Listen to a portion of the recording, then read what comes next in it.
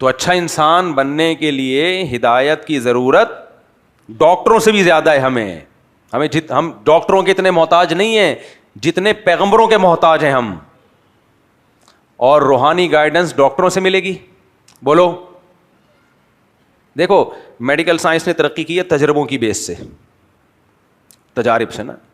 پہلے زمانے میں حکیم, یہ سارا حکیموں کا علم ہی ہے جو میڈیکل سائنس میں منتقل ہوا ہے. پہلے تو حکیم ہوا کرتے تھے, وہی جڑی بوٹیوں پہ ریسرچ کرتے تھے, پھر اسی کی ریسرچ کرتے کرتے کرتے کرتے یہ جو آج کل میڈیکل سائنس ہے جس نے ترقی کی ہے سارا حکیموں سے ہی لیا ہوا مال ہے, اور سارا مسلمانوں سے لیا ہوا ہے. یہ بھی بتا دوں آپ کو, 1000 سال تک ہمیں پہلے طب یونانی تھی, وہ غیر مسلم تھے جب تک اسلام دنیا میں نہیں آیا تھا. لیکن جب اسلام نے دنیا میں غلبہ حاصل کیا ہے تو یونان میں گڑبڑ یہ ہوئی ہے کہ یونانیوں نے 2 بچے پیدا کرنے کی اسکیم چلا لی. جو یونان تھا نا, اوریجنل یونان, ان کے ہاں ان کے پاگل قسم کے کچھ فلاسفر پیدا ہوئے. انہوں نے کہا دیکھیں ایکچولی جب ہمارے گروتھ ریشو کم ہوگا تو وسائل زیادہ ہوں گے تو بچے کم ہوں گے, لیکن کھلا کھائیں گے تو ننگا نہ آئیں گے. وہ یہ ان کے لوگوں نے چلا دیا حساب کتاب. وہی کے علم کے بغیر جب عقل استعمال ہوتی ہے نا تو وہ گمراہی کی طرف لے جاتی ہے. تو جو اوریجنل یونان تھا جس نے طب یونانی, جو میڈیکل سائنس نے بڑی ترقی کی تھی, فلسفے نے بھی بڑی ترقی کی تھی اس میں, تو جب اسلام دنیا میں آیا تو مسلمانوں نے سارا علم وہاں سے لے لیا. تو یونانی کہاں گئے سوال پیدا ہوتا ہے.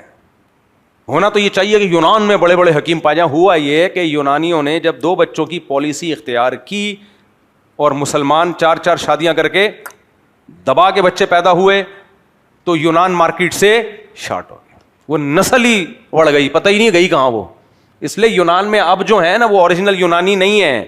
وہ شاید کوئی ایک آدھ کی قبر کہیں ملتی ہوگی یا کوئی ایک آدھ زندہ ہوگا جو اپنا نسب بتاتا ہوگا, لیکن مارکیٹ سے یونان کیا ہو گیا, شارٹ. بالکل ایسے ہی جیسے آج سے 60-70 سال کے بعد لوگ کہیں گے کہ جیپنیز بھی کوئی قوم ہوا کرتی تھی. آپ مذاق سمجھ رہے ہو لیکن یہ ایک ریالٹی ہے. آپ کہو گے کہ جیپنیز 70-80 سال کے بعد لوگ کہیں گے کہ جاپان جس کی جو قومی زبان پشتو ہے,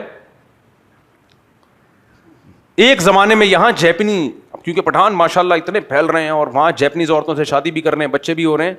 میں نے تو 2006 میں یہ پیشگوئی کی تھی کہ جاپان میں جو پختون آبادی ہے وہ بڑھ رہی ہے. اور اب تو میں نے یہ کہا تھا 2006 میں, میرا بیان ہو شاید کسی نے ریکارڈ بھی کیا وہ, کہ جاپان میں چپلی کباب کے ہوٹل بھی کھلیں گے اور نسوار کی دکانیں بھی کھلیں گی. اور میں اب دیکھ کر آیا ہوں, ہو گیا ہے. اب میں 2-3 سال پہلے جاپان گیا تھا نا تو سب ہو گیا, لیکن آپ دیکھنا 2070-80 تک تو وہاں, اور اگر ہم لوگ چلے گئے تو پان کی پیکیں الحمدللہ, کراچی والے گئے تو پان بھی ملے گا وہاں پہ, گٹکے بھی ملیں گے, تو وہاں سب کچھ ہوگا. کتنی اس قوم نے اپنی قوم کی تربیت کی تھی, 100 سال سے زیادہ لگے ہیں جاپان کو ایک آرگنائزڈ قوم پیدا کرنے میں, لیکن ایک کتنی بڑی مسٹیک ہوئی, نسل روک لی. اس کا طریقہ نتیجہ جو آپ کے سامنے ہے. اب ان کی گورنمنٹ پاگلوں کی طرح کوشش کر رہی ہے, بھائی بچے نکالو, خدا کے نسل پیدا کرو, لیکن یہ ایک ایسا بدبودار نعرہ ہے نا. ایک دفعہ عورت کو یہ سمجھا دیا نا کہ بچے پیدا کرنے میں تمہارا نقصان ہے, پھر عورت نہیں آتی, کیونکہ نسل عورت سے بڑھتی ہے, آدمی سے تھوڑی بڑھتی ہے, وہ نہیں راگیری ہوتی. ایک دفعہ اس کے دماغ میں یہ بات ڈال دی نا تو وہ نہیں آئے گی. اور ہماری سوسائٹی میں بھی لبرل انٹیوں کو یہ سکھایا جا رہا ہے ایکچولی تم نے ایجوکیٹڈ عورت ہونی چاہیے, اور ایکچولی تم جاب کرو, ایکچولی تم کو بچے پیدا کرنے کی مشین نہیں ہو. اس کا نقصان کیا ہو رہا ہے کہ نسلیں بھی بڑھ رہی ہیں. اور کراچی میں تو کراچی کی جو اوریجنل عوام ہے اس کا بھی پتہ گول ہونے والا ہے. یہ بہت ہائی لیول کی رپورٹیں پیش کر رہا ہوں, ہوائی باتیں نہیں ہیں. 2040, 50, 60, 70 میں بالکل یہاں کا کلچر چینج ہو چکا ہوگا. سمجھ میں آ رہی ہے بات؟ جو جس قوم کی گروتھ ریشو بڑھتا ہے نا, غالب اسی نے آنا ہے میرے بھائی, غالب اسی نے آنا ہے, پلڑا اسی کا بھاری ہوگا. اور یہ ایسے سلولی ہوتا ہے کہ لوگوں کو پتہ بھی نہیں چلتا, پورا کلچر اگلی نسل میں چینج ہو چکا ہوتا ہے. وہ یاد بھی نہیں ہوتا کہ پہلے کیا ہوتا تھا یہاں. پھر لوگ بتاتے ہیں پہلے ایسے ہوا کرتا تھا, لوگ کہتے ہیں ہمیں حیرت کی بات ہے یار. تو اس لیے یا تو پٹھان جاپانی زبان سیکھ لے گا جاپان میں, یا جیپنیز پشتو پہ آ جائیں گے. لیکن ایک بات ہے کہ نسل ختم. اور اللہ کا بڑا فضل ہے، میرے جب سے بیان ہمارے پشتو اسپیکنگ بھائیوں نے 4 شادیوں والے سننا شروع کیے ہیں. میں جب جاپان گیا، ایک بی بی پشاور میں، ایک الحمدللہ جاپان میں. مزہ آ گیا. سیالکوٹ کے بہت سے لوگ ہیں پنجاب کے ماشاءاللہ، ایک بیگم سیالکوٹ میں، ایک کہاں ہے جاپان میں. اب جو سیالکوٹ کے بھائی لوگ وہاں گئے ہوئے ہوں گے ان کی خیر ہے نہیں، جب سیالکوٹ واپس آئیں گے تو رپورٹ طلب کی جائے گی، اچھا ہمیں تو بتایا ہی نہیں تھا. کیا کریں بھائی.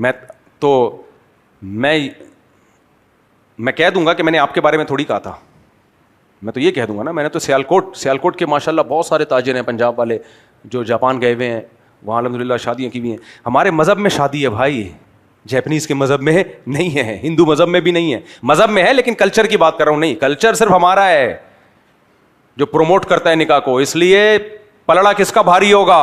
ہمارا. یورپ میں بھی ایک رپورٹ آئی تھی، اٹلی میں بہت ساری بستیاں زیرو پہ آ گئی، ویران ہو گئی ہیں. اس پہ کسی نے کہا نہیں اٹلی تو اتنا آباد ملک ہے. میرے بھائی آپ کو جو آباد نظر آ رہا ہے نا، تو آپ ماضی کا اٹلی دیکھو، بہت ساری بستیاں ختم، خالی ہو گئے علاقے ان کے. اور اٹلی کے بارے میں جاپان پختونستان بنے گا اور اٹلی اٹلنگا دیش بنے گا، کیونکہ بنگلہ دیشی وہاں بہت زیادہ ہیں. اٹلی کیا بنے گا؟ بول لو یار، اٹلنگا دیش. یہ میں نے نام رکھا ہے کیونکہ اٹلی کی جو اپنی عوام ہے وہ بھی ختم، پروگرام اڑ گیا. بہت کم بچے پیدا ہو رہے ہیں. بنگلہ دیش والے ماشاءاللہ جا رہے ہیں، مچھلی کھا رہے ہیں، اور خوشی کی بات ہے ہمارے لیے یار. اور یہ دے دنا دن. ایک اٹلی کے جنرل اسٹور میں نے کہا یار کوئی بچہ نظر نہیں آ رہا، دیکھیں سارے بزرگ انگریز. تو میں نے کہا یار ایک واکر میں نظر آیا، میں نے کہا چلو یار وہ ہے گورا ہے، اپنے بچے کو لے کے گھوم رہا ہوگا، یا گوری ہوگی کوئی اپنے بچے. تو جا کے ملتے ہیں، بچہ ہے ماشاءاللہ. تو گیا تو وہ بنگلہ دیشی ساتھی تھے. میں نے کہا یار پورے اسٹور میں ایک بچہ نظر آیا، وہ بھی بنگلہ دیش کا. تو مجھے تو خوشی ہوئی. خیر، تو اٹلی بنے گا اٹلنگا دیش، جاپان بنے گا. اب کوئی جاپان اور پختونستان کا مرکب بنا کے کوئی نام سوچوں گا پھر انشاءاللہ کسی فارغ وقت میں، پھر وہ اناؤنس کروں گا انشاءاللہ. کوئی ابھی سے سوچ رہو اچھا سا نام جس میں جاپان کا بھی بالکل، اس ملک کو بھی نہیں کرنا نا ہم نے ایسے بالکل ہی تھوڑا سا، جیسے اٹلنگا دیش میں اٹلی بھی تو آ رہا ہے نا شروع میں، الف اور ٹے تو آ رہا ہے نا. تو ایسے اٹلنگا دیش اور جاپان کو کچھ سوچتے ہیں اس میں. خیبر جاپان خواہ، بہترین بات کی. جاپان خان رکھ دیں گے، جاپان بن جائے گا جب خونستان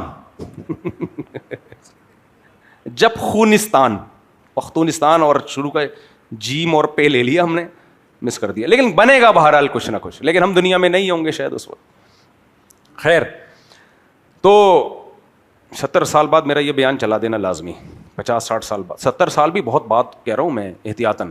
خیر، تو میں یہ عرض کر رہا تھا کہ جب مادی گائیڈنس کی ہمیں اتنی زیادہ ضرورت ہے تو روحانی گائیڈنس کی نہیں ہوگی. اور روحانی گائیڈنس میں یہ بھی ہے، نکاح اور بچوں کی پیدائش، یہ جن قوموں کو نہیں ملی بیڑا غرق. تو میں یونان کی بات کر رہا تھا کہ 1000 سال جب طب یونانی مسلمانوں میں گئی ہے تو مسلمانوں نے اس میں بہت ترقی کی. تو وہیں 1000 سال تک تو ہمیں نہیں ملتا، 700-800 سال تو کنفرم ہے کہ مسلم سائنٹسٹ کے علاوہ دنیا میں کسی غیر مسلم کا نام بھی آتا ہو کسی بھی فیلڈ میں.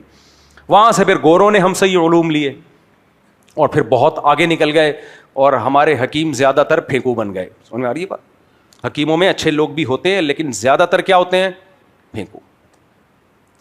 اچھے بھی ہیں، ایسا نہیں ہے کہ سارے غلط نہیں ہیں، لیکن زیادہ تر پھینکو بن گئے. وہ کوئی ریسرچ نہیں ہے، کچھ بھی نہیں ہے، پھینکتے رہتے ہیں لمبی لمبی. خود چھپ چھپ کے کچھ اور کھا رہے ہوتے ہیں مریضوں کو کچھ اور کھلا رہے ہوتے ہیں. حکیموں میں کنجوسی مشہور ہے، پتہ ہے، بڑے بڑے نسخے لے کے قبر میں چلے گئے کہ ایسا نہ ہو کہ. سعید ابن جبیر ایک بہت بڑے تابعی ہیں، عبداللہ ابن عباس کے سب سے سینئر شاگردوں میں آپ کا شمار ہوتا ہے، رحمہ اللہ تعالی. بہت بڑے عالم تھے. ان کا ایک ملفوظ نظر سے گزرا، بڑا مزہ آیا. فرماتے تھے کہ اللہ نے جو مجھے علم دیا ہے اس کو لے کے میں قبر میں جاؤں، مجھے یہ زیادہ محبوب ہے کہ دنیا میں اس کو پھیلا دوں. میں دنیا میں کیا کروں؟ مجھے بڑی موٹیویشن ملی اس سے کہ یار جو کچھ اللہ نے ٹوٹا پھوٹا علم دیا ہے اس کو لے آؤ بس پبلک کے سامنے. بیانات میں تو میرے اصلاحی بیان ہوتے ہیں نا، اصل جو علماء کی جو تحقیقی باتیں ہیں وہ وہ الگ دنیا ہے، وہ الگ دنیا ہے. تو انہوں نے فرمایا کہ میں اپنے علم کو قبر میں لے کے جاؤں، اس سے مجھے زیادہ محبوب ہے کہ میں دنیا میں پھیلا کے جاؤں اس کو. لیکن بعض کیا زیادہ تر حکیم اسی طرح گزرے ہیں، کوئی چیز ہو بتاتے نہیں ہیں. میں ایسے حکیموں کو بھی جانتا ہوں، کوئی بڑے اچھے نسخہ کوئی بنایا انہوں نے کتاب میں پڑھ کے، وہ تجربوں کی بیس پہ اس سے بندہ ٹھیک ہو گیا. اب ان کو بول رہا بھائی اس کا نسخے میں کیا کیا ڈالا ہے بتا دو، تاکہ شیئر نہ شیئر نہیں کرنا اس کو، صحیح ہے، پتہ نہ چلے. یار یہ تو بخل ہے نا، کیا خیال ہے، بتا دو کیا جا رہا ہے. لیکن عجیب بات یہ ہے کہ جو بتاتے ہیں پھر اللہ برکت بھی انہی کے مال میں دیتا ہے. جو بھی علم پھیلائے گا نا، دیکھو بخل جو ہے نا صرف پیسے کا نہیں ہوتا. آپ کے پاس کوئی اچھی نالج ہے اس کا بھی بخل ہوتا ہے، کیونکہ آپ کو ڈر ہوتا ہے یہ نالج میں نے شیئر کر دی تو لوگ تو فائدہ اٹھائیں گے اس سے، اور میں تو پیچھے چلا جاؤں گا، لوگوں کو فائدہ ہو جائے گا، اب لوگ میرے ہی محتاج رہیں. یہ غلط ہے. کنجوسی سے اللہ بچائے. اور یہ کنجوسی کا سب سے بڑا علاج پتہ ہے کیا ہے؟ اب آپ لوگ بھی تو اتنے عرصے سے بیانات سن رہے ہیں، ٹرینڈ ہو جانا چاہیے آپ لوگوں کو. ہر بیماری کا ایک ہی علاج ہے، یہ تصور دماغ میں بٹھا دو کہ دنیا مسافر خانہ ہے بس. یہ ویسے ہی عزت شہرت دولت سب نے چھن جانا ہے. نہ یہ عزت قبر میں کام آئے گی، نہ دولت کام آئے گی، نہ شہرت کام آئے گی، نہ صحت کام آئے گی. تو کچھ چھوڑ کے چلے گئے لوگوں کے فائدے کے لیے تو یہ کام آ جائے گا. کیا خیال ہے؟ اللہ کو تو پتہ ہے نا کہ کس کی تحقیق ہے، کس کی ریسرچ ہے. تو اصل فائدہ تو کاپی رائٹ تو اللہ نے آپ کو آلریڈی دیا ہوا ہے. تو اس لیے جب انسان یہ سمجھتا ہے دنیا سے ہم نے جانا ہی جانا ہے، تو پھر اللہ کے علاوہ کسی کی پرواہ نہیں ہوتی اس کو. لوگ تعریف کریں اچھی بات ہے، نہیں کریں چلتا ہے، مارکیٹ میں یہ بھی چلتا ہے. اس لیے ہم نے اپنے جتنے اکابر دیکھے، جتنے بزرگ دیکھے، جتنے اللہ والے دیکھے، سب اسی کو فوکس کرتے رہے ہیں کہ دل میں یہ بات اتار لو کہ یہ دنیا کیا ہے؟ مسافر خانہ. ٹریولنگ موڈ پہ ہیں اس وقت ہم لوگ. یہ میں نے بنایا ٹریولنگ موڈ. انسان کے دو موڈ ہوتے ہیں نا، ایک وہ سمجھتا ہے کہ میں بس یہیں پر ہوں، تو ایک ہوتا ہے سفر کرتا ہوا جا رہا ہوتا ہے. یہ ایک موڈ ہے. تو اپنے آپ کو کیا سمجھنا ہے؟ ہم لوگ فرشتوں نے اور اللہ نے ہمارا جو بٹن دبایا ہے نا، جیسے موبائل میں ہم سائلنٹ موڈ پہ لے آتے ہیں بٹن دبا کے، تو ہم کس موڈ پہ ہیں؟ Travelling mood. آخرت میں ہم ٹریولنگ موڈ میں نہیں ہوں گے، وہ اصل گھر ہے ہمارا. تو جب یہ تصور دماغ میں بٹھا لے آدمی، بس پھر مزے ہی مزے.